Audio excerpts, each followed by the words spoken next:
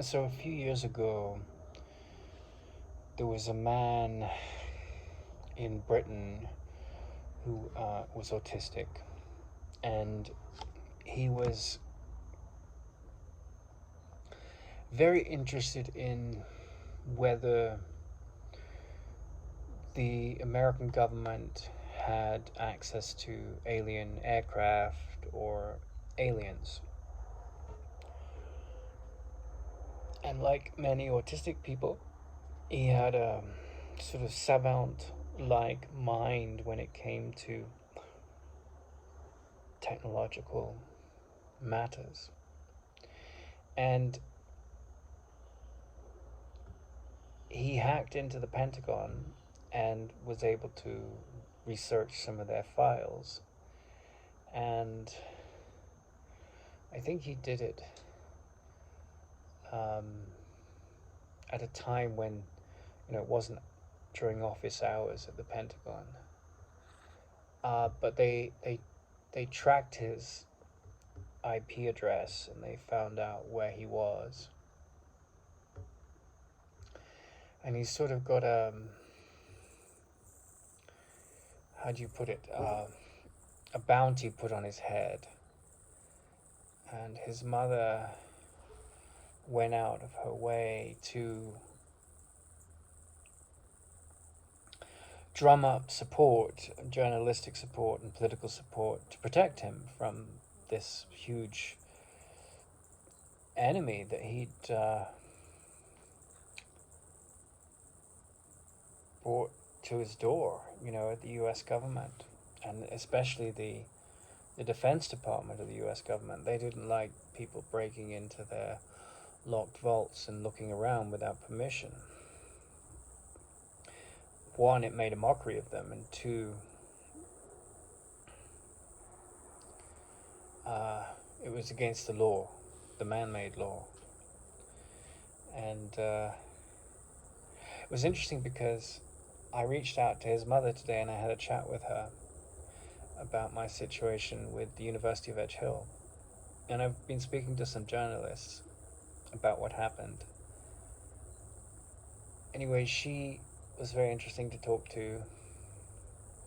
And it crossed my mind that I was driving Uber once in San Francisco, or Lyft, and I picked up a British guy who had done similar things. He was a hacker, and he'd broken the law several times. And then the CIA had hired him to do their hacking for them, So he broke the law too, and was co-opted in the fight for freedom.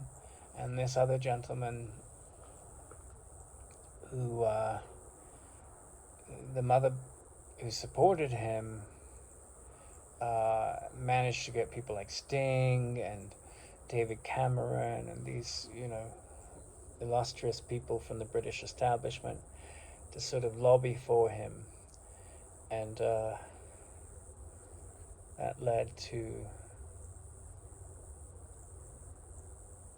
Obama kind of fixing things so the U.S. Defense Department backed down a bit. But it was very difficult. They wanted to extradite him and treat him like a great criminal. And I mention all of this because I had filed a complaint against the police and their handling of the case. And so that meant that it went to an overseer, a handler in the police department in Lancashire. And I'm talking now about the abuse that I experienced at the University of Edge Hill. The abuse of academic authority, the abuse of my sovereignty, and the categorical abuse of administrative powers to scapegoat me and support a hate crime. And I was talking to a pretty seasoned journalist about it, and he was saying to me, it's sort of, unless you've got a paper trail, which I do have, an extensive one, it's sort of a he said, she said story. And I said, well, I have the paper trail. but I was talking to this lady that had fought the good fight for her son and basically won, and she said, it took years. It took years of my time to get justice and to protect my son. And I understand what happened to you, and I'm sure it's true, but she said, this stuff goes on all the time. Like, the authorities just take up autistic kids and put them in care homes completely against their parents' will, And then if you look at the British news, at least, there's all this scandals about, the Jamaicans coming to London and the way they were abused, and then abuse of people in the post office, and stuff about red blood cells. It's just like endless stories of corruption in institutions and authorities. And so it's put me in a position where I've had to think, well, these bastards, I mean, they've been bastards. They protected an academic that supported hate speech, and then made me out as a monster. And I once asked my mentor, who knew the Dalai Lama very well, had been well connected with the United Nations, was an advisor to Prime Minister Nehru, and an advisor to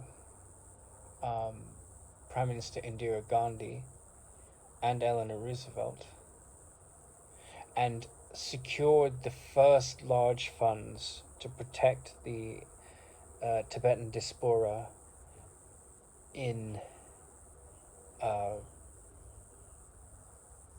Dharamsala and other parts of India with money. The Tibetan monks came to him with tankas, my mentor and teacher, and he sold them. He flew to California and then drove across the country with an American heiress, and they took them to that I met in England, and took them to an art gallery. And I think this was in the late 50s, thereabouts, and or sometime in the 50s. And in New York at that time, they didn't know anything about Oriental art. It was completely unknown. And he sold the paintings for many millions of dollars, and that gave a much needed injection of cash to the Tibetan people living in exile, particularly in Dharamsala, where their main camp is. I mean, Nehru had opened the door to them having a place to live. And I asked him once, what do you think of the Dalai Lama? And he just said, he's a bastard, And today I'm part of a Course in Miracles group, and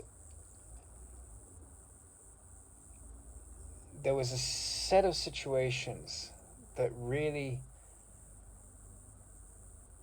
brought home to me the incredible wisdom of Robert A. Johnson. Now, Robert A. Johnson, when he was a young man, he had he was involved in, I think he was outside a store, and I think he was on a bicycle, but he was outside the store, and this car hit him and slammed his leg against the wall. And he said that at the beginning of the day, he started the day out as a 12-year-old boy. And by the end of the day, he was in hospital. And they bandaged up his leg. And I think it was like later in the evening, a nurse was doing the rounds just to check up. And they saw him sleeping quite passive and, peaceful. But then she checked the leg, and the wound, the artery had been cut, and it had been sort of cauterized and sorted. But it hadn't been done effectively enough, and it had opened back up. And if she hadn't seen that, he would have died not long after. But she called in the doctors, and he was rescued. But he said at the end of the day, he was an old man. He was 12. So he was in a 12-year-old's body, but he was this close to death. And it completely changed him. And so he he traveled, sort of trying to make sense of where his mind was. And he was a very, very wise man, grew to be a very wise man. One of the wisest men of the Western culture in the last century, without a doubt. And it was funny because the first point of his journey was sort of the first point of my journey as a man of his age. And it was to Krishnamurti's door, but I went to Krishnamurti through his books and his teachings, because he died when I was in my mid-teens, and I didn't know about him then. But Johnson was quite a bit older than me. And Johnson went to Ojai, where Krishnamurti was living in California. And Krishnamurti was an enlightened being. And most people didn't really... They understood intellectually, some of them, what he was saying, but they didn't get what he was really pointing to in terms of living it. And he was led through a series of experiences. His autobiography is called Slender Threads. And these threads led him on this journey where I think he went somehow to the East Coast, and then he met someone and they suggested that he go to Europe, and he ended up in Zurich at the heyday of Carl Jung's sort of sitting on the throne of his teacher story. And it was a very avant-garde moment in Western history in Zurich, and people like Joseph Campbell were there, and it was just, it was after the heyday mania of the 20s, and then the hell of the war, the Second World War, came along. But it was in this period of like the great invention of the 20th century. And he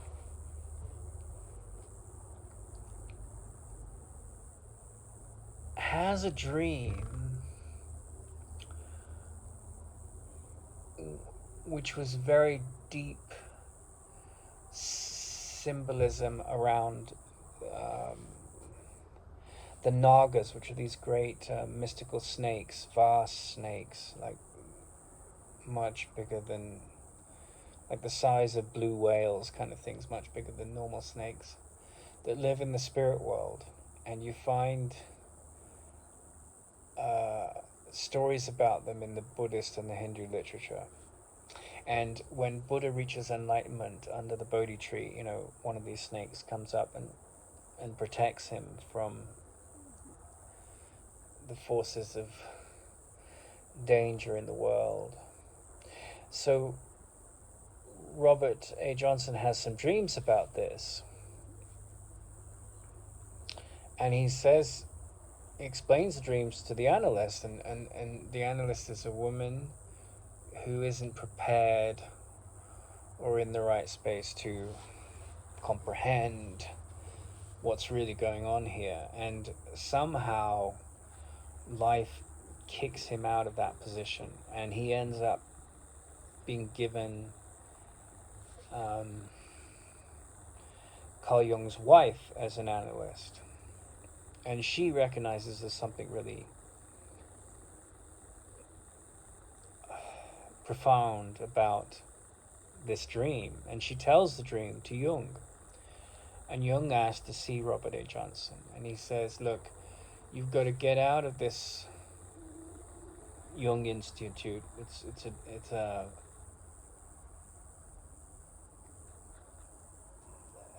den of scorpions, and you'll get eaten alive. People don't know who they are, and I'm supporting it. But having a dream like that, that's an old man's dream, and you're not an old man. and secondly, don't ever get married. And just based on the dream, he was very young, was very good at what he did. And it's really interesting because this man became like a shaman for the Western culture. Without a doubt, he's written the best books, in my opinion, that we have on the romantic love situation. And they are the books He, She, and We, 3 books. And they made him a lot of money, and he tried to, join a monastery. He tried to live a family life, did for several years with a woman that had kids. But they were all phases, and it never really fit for him. And Jung's insight about his destiny was spot on, and it was because of this dream. Because Robert A. Johnson was in a very evolved state, or ripe to enter that. And the interaction with someone in a Course in Miracles group who's, I was talking about the dark side of the ego, or the dark side of the psyche, because the dark side of the psyche is the ego. And, the Course in Miracles is a study of the blocks to truth in our mind. So if we can identify the blocks to truth, we can eradicate them. If you can't see what is talking in you, which is blocking the happiness in you, if you can't identify the insecurity for what it is, you can't drop it. And so there was a character in the group, and he was like, no, this group is, you've got to keep it all happy and light, and we've got to praise, and keep everyone, it's got to be positive, everything's got to be positive. And the moment he said this, I thought, well, this isn't necessarily what the Course in Miracles is about. The outcome of a spiritual wisdom is there's no negative in it. It's completely extorted the negative, expunged it, exorcised it. But the journey to that, this is the thing, like Krishnamurti was in this state, and he was pointing, as a young man, Robert A. Johnson was witnessing this, and Krishnamurti was pointing to all these people, saying, don't you see it, this awareness that has no opposites, that has no effort in it, effortless awareness, he said, of it. And Robert A. Johnson was aware enough to see what he was pointing at, but he wasn't ready to jump this big leap across the chasm of being in a state of a person with human problems and insecurity and stress and uncertainty to this liberated being that Krishnamurti was. He was pointing, don't you see what I see? And no one could see it. He could get it intellectually, but then he had to go through this journey. And when I heard this man talking about how, everything has to be uplifting and we can't say anything bad about anyone, I was like, blah, blah, blah. It just took me to this interview, this brilliant interview with Robert A. Johnson. And it really zeroed in on the problem of our society when it comes to transcendence. And basically what Robert A. Johnson talks about is, he says, I've thought a lot about it. What was 9/11 about? Because all unfoldings are reflections of psychic stories. And the first thing he says in response to this question is, he said that whenever I discuss this, people change the conversation. And when he says, what was 9/11 about? And he says, that's the best response. But when he says, what is 9/11 about? He doesn't mean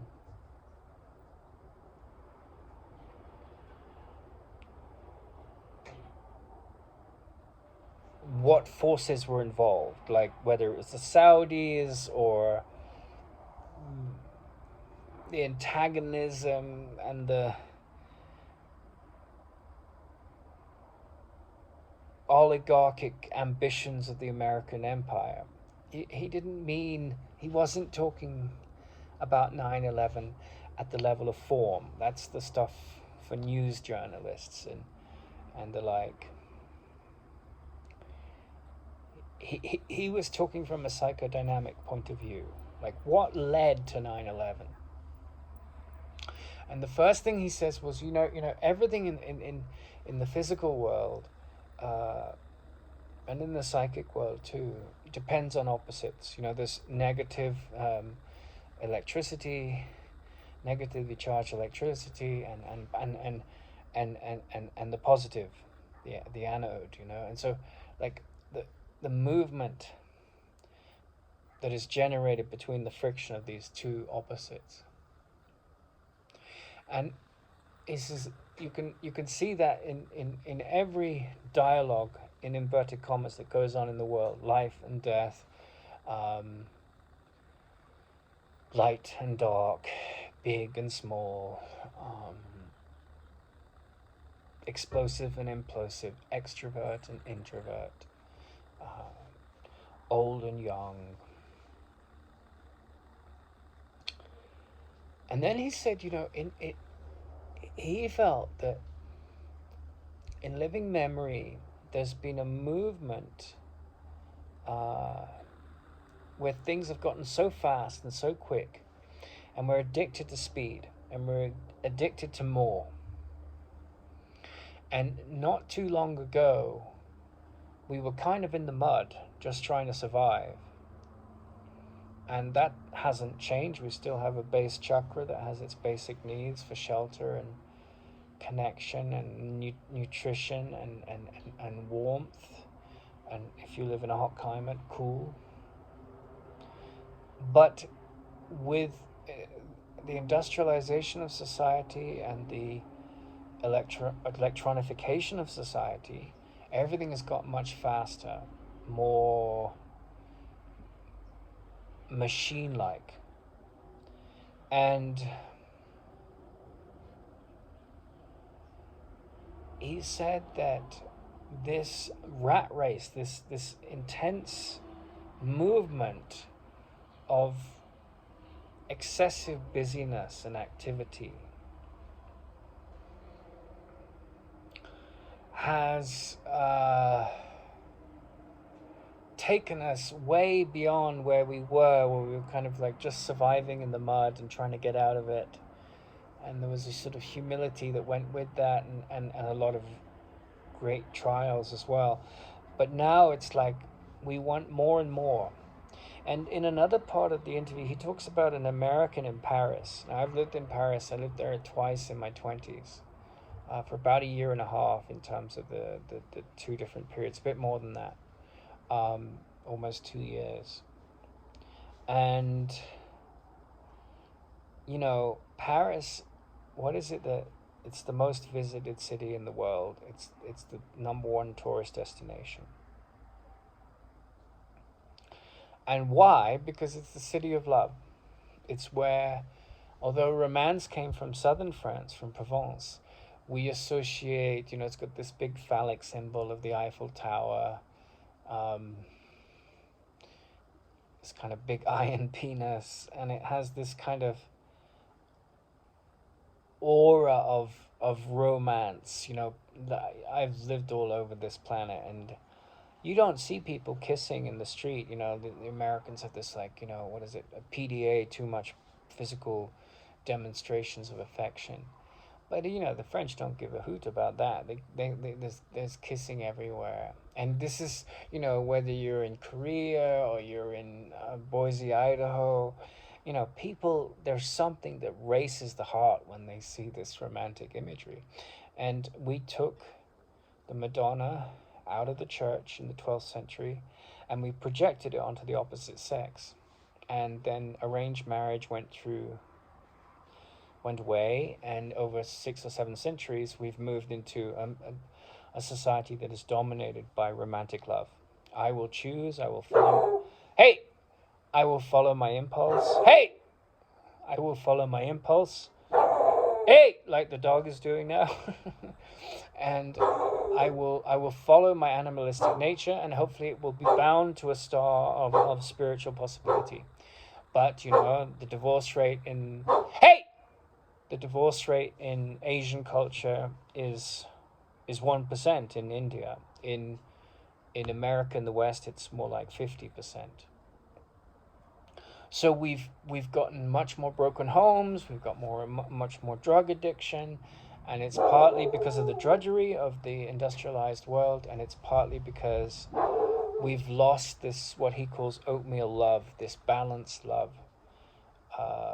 that came with the home life and the family. If you go to Italy or India, the family is so strong, and you go to America, it's much weaker, and the same with Britain.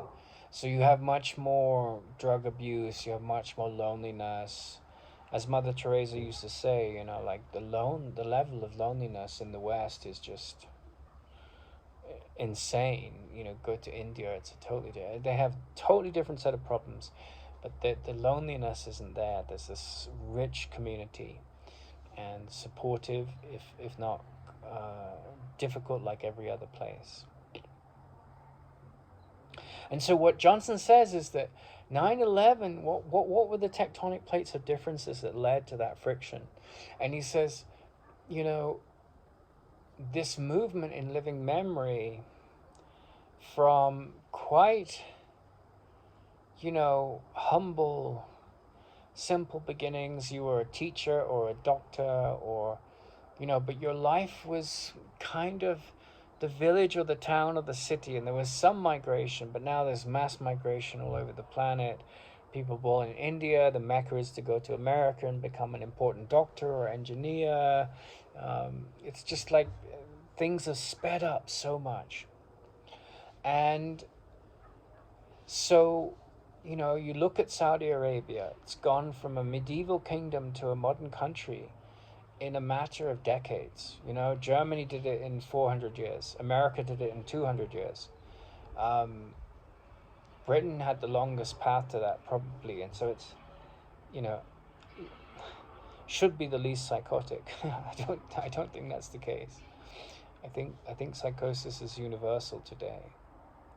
But one of the things that he says is that this kind of upness, like where, this American in Paris is going around, like he said, and I agree with this, the happiest person you'll ever meet, and I don't mean happy in the deepest sense, I mean happy in the surface sense, is an American in Paris, because they'll be like, oh my God, I love this architecture, and oh, I love the language and the croissant, and everything about this place is so cool, man.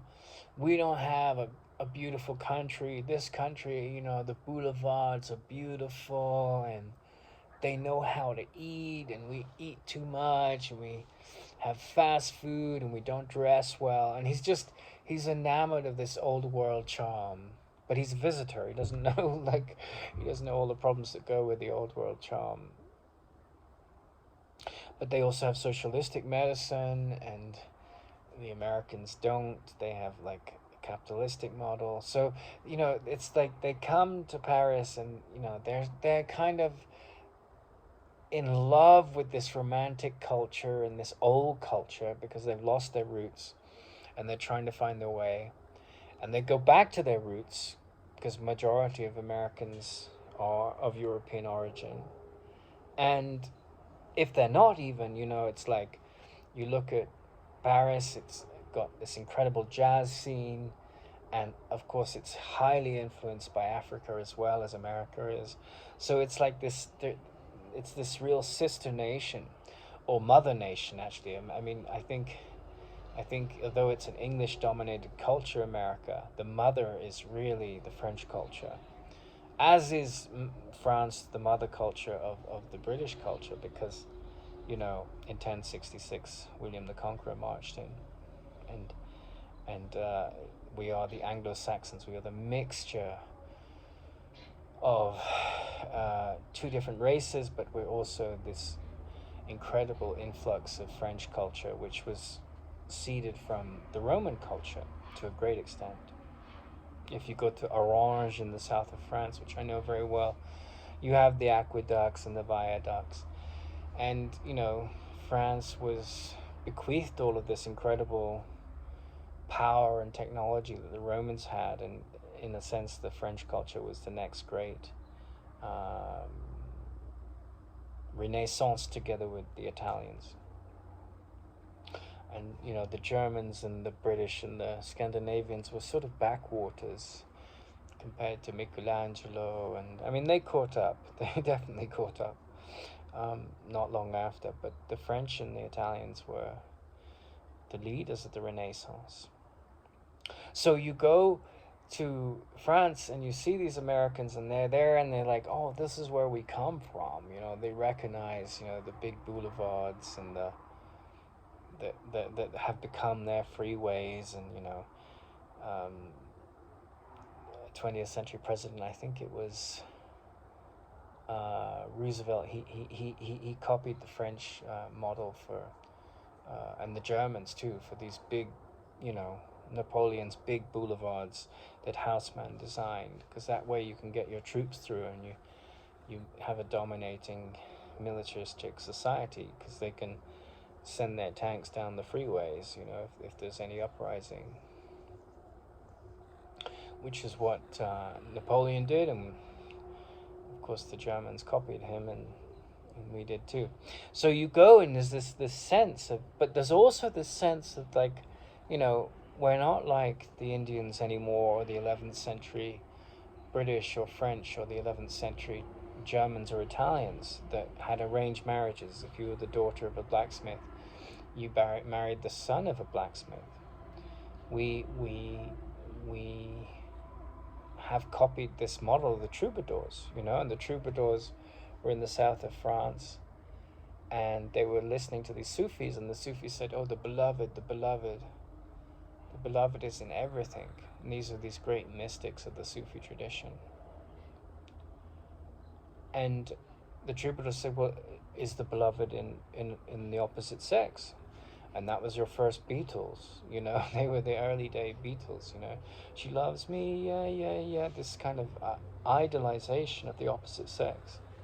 And what Robert A. Jensen calls the 50,000 volt hit, right? And the Indians don't have that in their culture, because you marry who mom and dad tell you to, and the astrologer.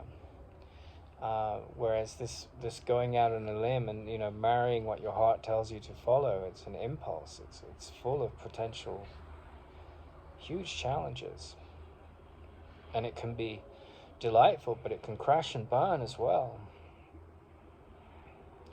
And so he identifies 9/11 as a product of too much upness. Like, we've gone so fast, so quick. We've got this romantic love, and we've got this incredible economic power. We've got this incredible scientific and technological power, and we've just exploded. And he quotes that line that Martin Luther King said, and he said that and the high places will be made low, and the low places will be exalted. And so here's 9/11, right? And it's high, and it's made